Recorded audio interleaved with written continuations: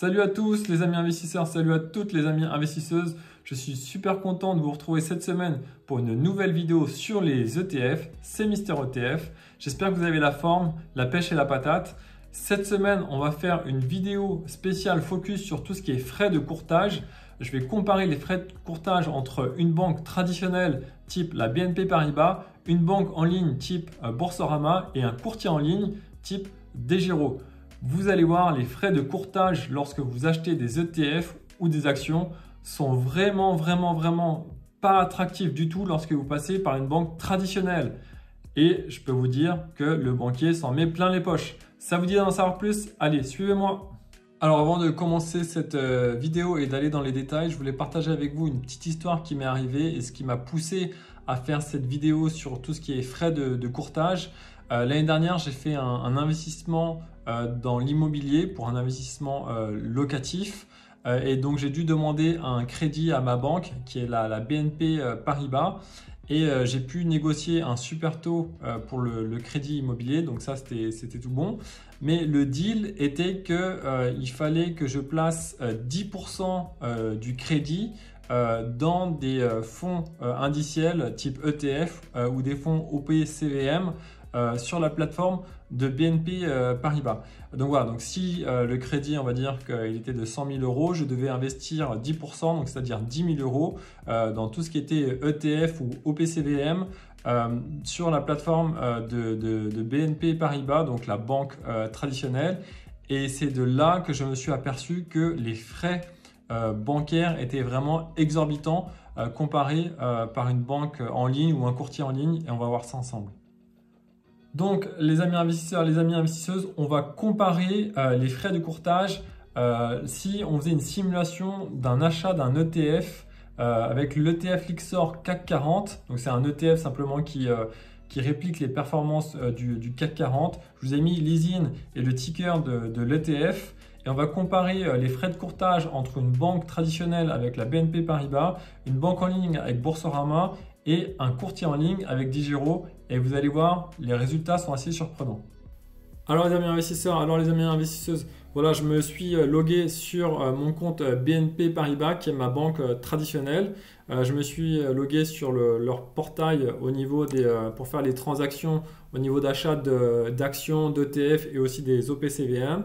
Je recherche dans la barre de recherche l'ETF Lyxor CAC 40. Donc j'ai simplement collé l'ISIN de l'ETF et je vais cliquer sur rechercher. Voilà, donc on arrive sur la page en question de l'ETF. On a bien le cours actuel de l'ETF de 69,91 centimes d'euros pour un ETF avec tout ce qui est les caractéristiques de l'ETF avec le graphique, la composition, la performance, le volume, etc.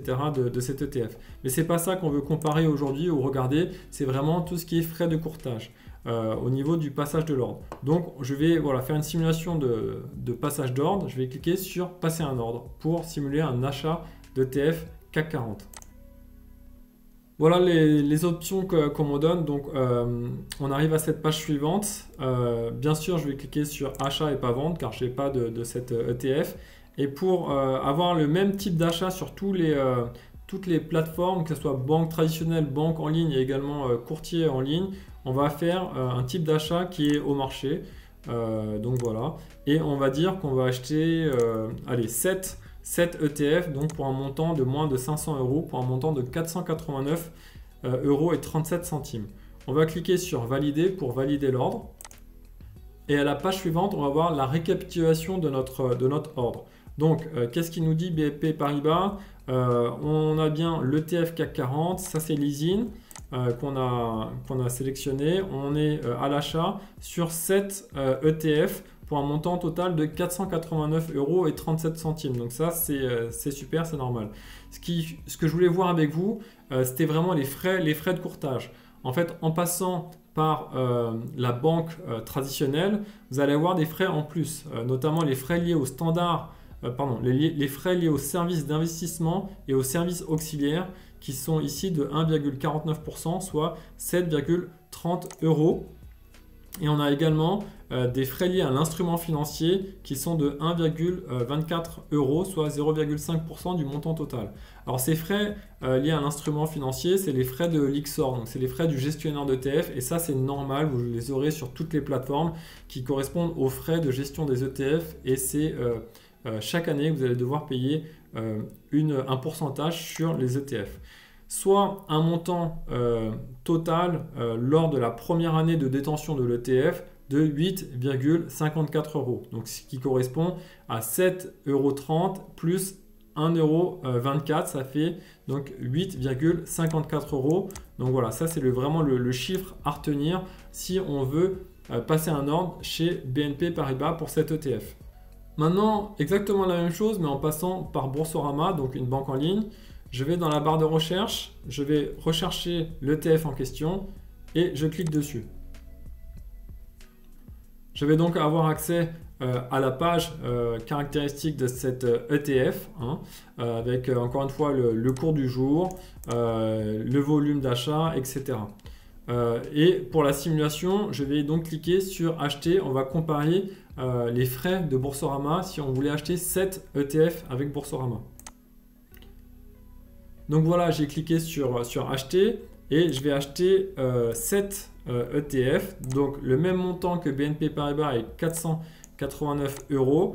Et en type d'ordre, je vais mettre au marché pour vraiment comparer les mêmes types d'ordre entre les deux banques. Je vais cliquer sur valider.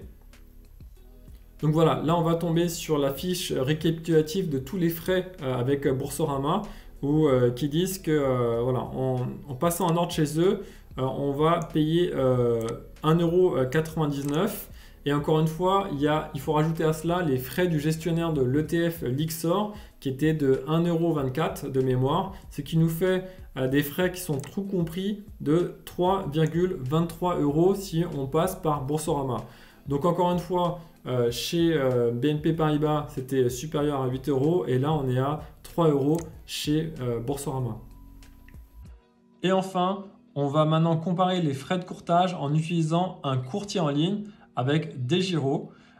Donc vous allez dans la barre de recherche, encore une fois, on va taper le numéro de leasing de l'ETF l'IXOR CAC 40, on le trouve, on va cliquer et ça va nous amener sur la fiche descriptive de l'ETF. On voit bien le cours du jour, le volume d'achat et de vente, etc. sur cet ETF avec les graphiques. Encore une fois, on va faire une simulation pour comparer les frais de courtage de ce courtier en ligne par rapport à une banque traditionnelle avec BNP Paribas ou une banque en ligne avec Boursorama. Et pour ce faire, on va cliquer sur achat. On veut se mettre aux mêmes conditions d'achat que ce qu'on a vu précédemment. Donc, on veut acheter au marché et on veut également acheter 7 ETF l'IXOR CAC 40. Donc, on va mettre le chiffre 7 ici et on va ensuite valider l'ordre. Lorsqu'on clique, on va voir les coûts qui sont associés à notre passage d'ordre pour encore une fois 7 ETF et on voit que les frais de courtage de DEGIRO sont gratuits si on veut acheter un ETF grâce à ce courtier en ligne. Il faut simplement garder en mémoire qu'il faudra ajouter les 0,5% de frais qui sont liés aux frais de gestion de l'ETF avec l'IXOR.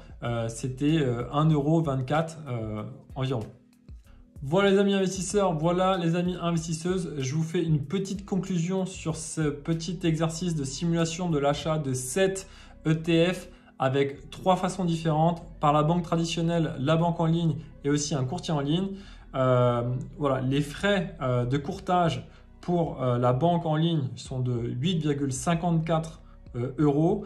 Les frais avec Boursorama Bank sont de 3,23 € et enfin si vous passez par le courtier en ligne DEGIRO, c'est de 1,24 €. Il faut prendre en compte que DEGIRO ne propose pas de PEA, de plan d'épargne en action. Donc certes, c'est assez compétitif, mais lorsque vous voulez acheter un ETF, ça va directement se mettre sur un compte titre. Donc vous aurez une fiscalité qui est différente par rapport à celle du PEA. Voilà les amis investisseurs, voilà les amis investisseuses, merci beaucoup d'avoir regardé cette vidéo jusqu'au bout. N'hésitez pas à me dire ce que vous avez pensé de cette vidéo dans les commentaires. Qu'est-ce que vous pensez également des frais de courtage si vous passez par une banque traditionnelle, une banque en ligne ou encore une fois un courtier en ligne. Voilà, n'hésitez pas, c'est super intéressant.